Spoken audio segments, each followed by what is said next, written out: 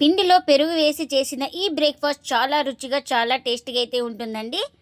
ఈ బ్రేక్ఫాస్ట్ వచ్చేసి ఇంటిల్లిపాది ప్రతి ఒక్కరికి నచ్చుతాయండి. అంత టేస్టీగా అంత సాఫ్ట్గా అయితే ఉంటాయండి. ఇంకెందుకు ఫ్రెండ్స్ ఆలస్యం, ఎలా చేయాలో ఏంటో అనేది వీడియోలోకి అయితే వెళ్ళిపోయి చూద్దామా మరి.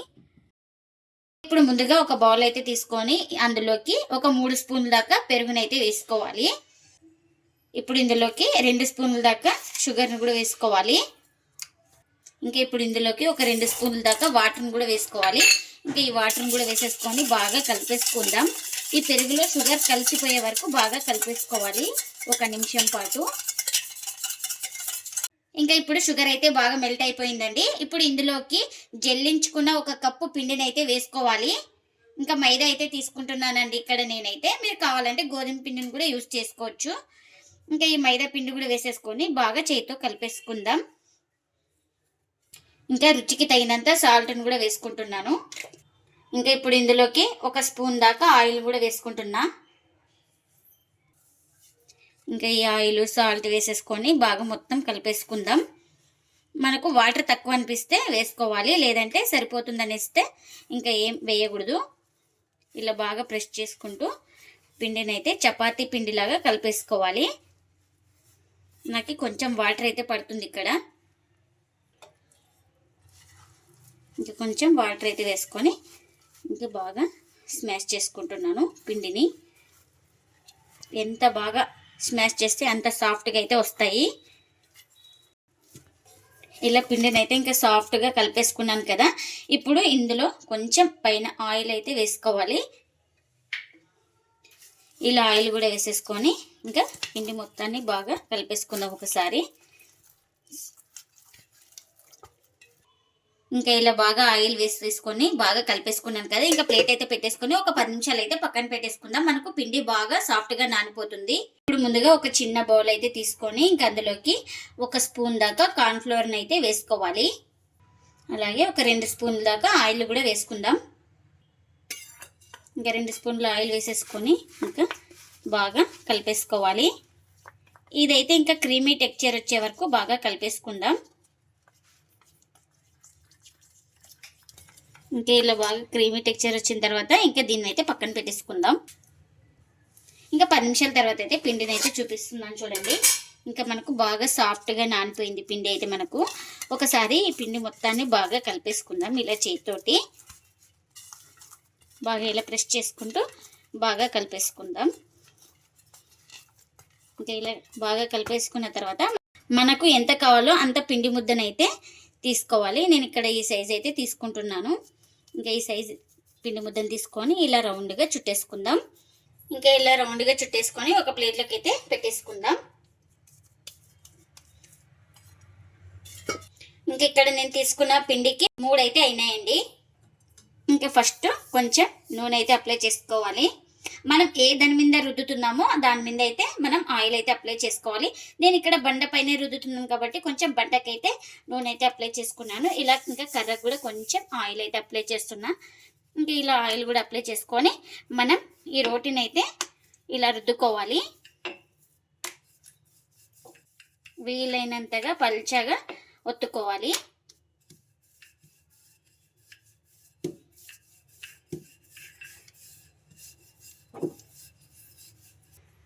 ఇంకా ఇలా రుద్దేసుకున్న తర్వాత ఇక్కడ చూపిస్తుందని చూడండి వీడియోలో, ఇలా కట్ చేసుకోవాలి. మధ్యలో కొంచెం గ్యాప్ అయితే ఇచ్చుకొని ఇంకా ఇలా మళ్ళీ ఇప్పుడు ఇక్కడ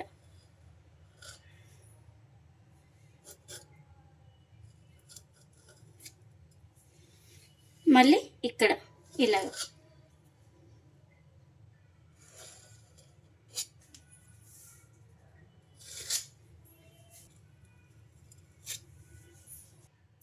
ఇంకా మనం ముందుగానే కలిపి పెట్టేసుకున్నాం కదా. ఈ లిక్విడ్ అయితే ఇలా కొంచెం అప్లై చేసుకోవాలి లైట్గా చపాతీ మొత్తానికి. ఇలా ఇక్కడ చూపిస్తున్నాను కదా, ఈ విధంగా అయితే మనం అప్లై చేసుకోవాలి.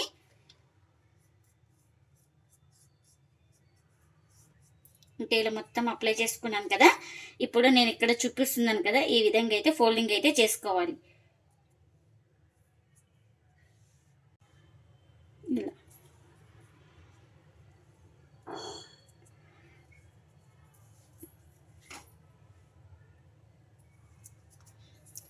సేమ్ ఇక్కడ ఎలా ఫోల్డింగ్ చేస్తున్నానో అలానే చేసుకోవాలి.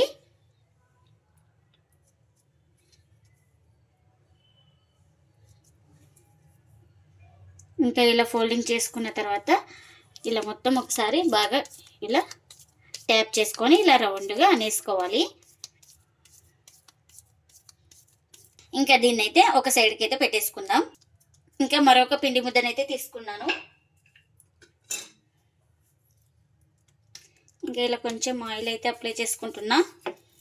ఇంకా దీన్ని కూడా మనం రుద్దేసుకుందాం. ఇంకా పల్చాగా ఒత్తుకోవాలి, మనకు ఎంత వీలైతే అంత పల్చాగా.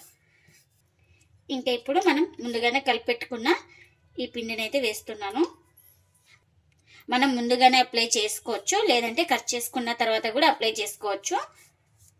ఇలా మొత్తం చపాతీకి స్ప్రెడ్ చేసుకుందాం. ఇలా స్ప్రెడ్ చేసుకున్న తర్వాత ఇప్పుడు నైఫ్తో అయితే ఇలా ఘాట్లు పెట్టేసుకుందాం.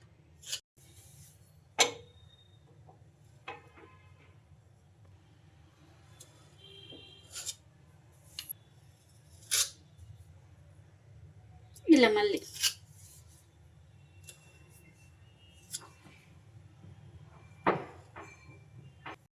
ఇంకా ఇప్పుడు వీడియోలో చూపిస్తున్న విధంగా ఇలా ఫోల్డింగ్ అయితే చేసుకోవాలి.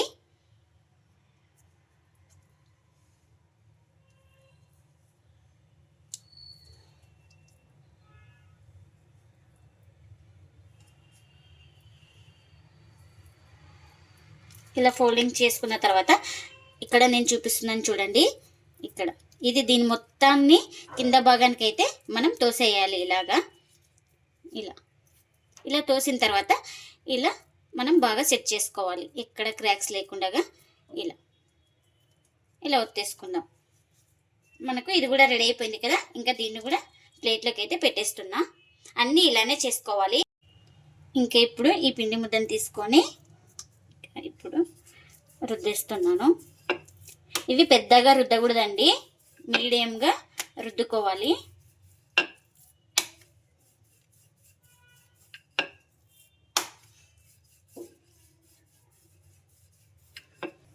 ఇంకా మనకు ఈ విధంగా అయితే ఉండాలి. ఇంకా అన్నీ ఇలానే రుద్దేసుకోవాలి. ఇంకా పెన్నం కూడా పెట్టేసుకున్నానండి కాల్చడానికి. ఇంకా పెన్నం కూడా హీట్ అయింది మనకు. ఇప్పుడు ఇలా ఒత్తుకున్న దాన్ని ఇంకా పెన్నం పైన అయితే వేసుకుందాం. ఇంకా ఇప్పుడు కొంచెం కాలిన తర్వాత అయితే మరోవైపు అయితే టర్న్ చేసుకుందాం. ఇంకా ఇలా కొంచెం ఆయిల్ అయితే అప్లై చేసుకోవాలి. ఆయిల్ ఇష్టం లేని వాళ్ళు బటర్ కానీ కానీ ఏదైనా అప్లై చేసుకోవచ్చండి.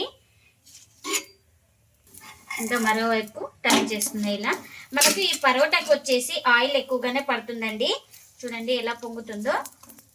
ఇలా బాగా ప్రెస్ చేసుకుంటూ బాగా రెండు వైపులా కాల్చుకోవాలి. అప్పుడే మనకు లోపల దాకా బాగా కాలుతుంది ఈ పరోటా అనేది. ఇంకా ఈ రోటీ అయితే బాగా పొంగుతుందండి. ఇలా బాగా ప్రెస్ చేసుకుంటూ కాల్చుకున్నాను. ఇంకా రెండు వైపులా బాగా కాలింది మనకు. ఇంకా ఇదైతే రెడీ అయిపోయింది. ఇంకా ప్లేట్లకి అయితే తీసుకుంటున్నా. ఇంకా మరొకటి అయితే రుద్దుకున్నాను. ఇంకా దీన్ని కూడా పెన్నం పైన అయితే వేసుకుంటున్నా. ఇంకా మనం ఒక సైడ్ కాలిన తర్వాత మరొకటి అయితే ఇలా టర్న్ చేసుకోవాలి. ఇంకా ఇప్పుడు ఆయిల్ అయితే స్ప్రెడ్ చేసుకుందాం ఈ రోటీ పైన. చూడండి మనకు ఎలా పొంగుతుందో ఈ పరోటా అనేది. మనం ఎప్పుడో ఒకసారి తింటాం కాబట్టి ఏం పర్వాలేదండి, ఒక స్పూన్ ఆయిల్ ఎక్కువైనా. చూడండి సేమ్ మనం ఆయిల్లో ఎలా కాలుస్తామో పూరి అలా ఉంది, అలా పొంగుతూ ఉందండి. ఇంకా ఇప్పుడు దీన్ని కూడా రెండు వైపులా బాగా కాల్చుకోవాలి. ఇంకా ఇది కూడా రెడీ అయిపోయింది. ఇంకా దీన్ని కూడా ప్లేట్లోకి అయితే తీసుకుంటున్నా. ఇంకా అన్ని ఇలానే చేసుకోవాలి. ఎంతో టేస్టీగా ఉండే దహి పరోటా అయితే రెడీ అయిపోయిందండి. ఇంకా ప్లేట్లకు అయితే సర్వ్ చేస్తున్నా. ఎప్పుడు ఒకే రకం పరోటాలు కాకుండా ఇలా దహి పరోటా చేసుకోండి, చాలా టేస్టీగా అయితే ఉంటుందండి. ఇంటిల్లిపాది అందరికీ నచ్చుతుంది, అంత టేస్టీగా అయితే ఉంటుందండి ఈ పరోటా వచ్చేసి. ఇంకా ఇప్పుడు చూడండి లేయర్గా ఎలా వస్తుందో చూపిస్తాను మీకు. చూడండి ఇంకా ఈ పరోటా అయితే సూపర్ అంటే సూపర్ ఉంటుందండి. టేస్ట్ కూడా చాలా బాగుంటుంది. ఇంకా ఇక్కడ చూపిస్తున్నాను కదా ఇలా. ఇంకా చూడండి లోపల ఎక్కడ పిండి అయితే లేదు, బాగా కాలిందండి మనకు. చూడండి పరోటా ఇలా లేయర్గా చాలా టేస్టీగా అయితే ఉంటుందండి. చాలా సాఫ్ట్‌గా గూడా ఉంటుంది. ఈ పరోటా వచ్చేసి కర్రీతో గానీ, నాన్ వెజ్‌తో గానీ, వెజ్‌తో గానీ చాలా టేస్టీగా అయితే ఉంటుందండి. మనిష్టం ఏది తిన్నా అంత టేస్టీగా అయితే ఉంటుంది. నేనిక్కడ పప్పు అయితే చేసుకున్నాను. ఇంకా మీకు పప్పుతో అయితే చూపిస్తున్నానండి. మీరు కూడా తప్పకుండా ఒకసారి ఇలా ట్రై చేయండి. మీకెలా వచ్చిందో కామెంట్ అయితే చేయండి ఫ్రెండ్స్. ఇదండి ఇవాల్టి వ్లాగ్. ఈ వీడియో గనుక నచ్చితే ప్లీజ్ లైక్ చేయండి, షేర్ చేయండి, కామెంట్ చేయండి. అలాగే లైక్ చేసి సపోర్ట్ చేయండి friends. Thanks for watching. By by.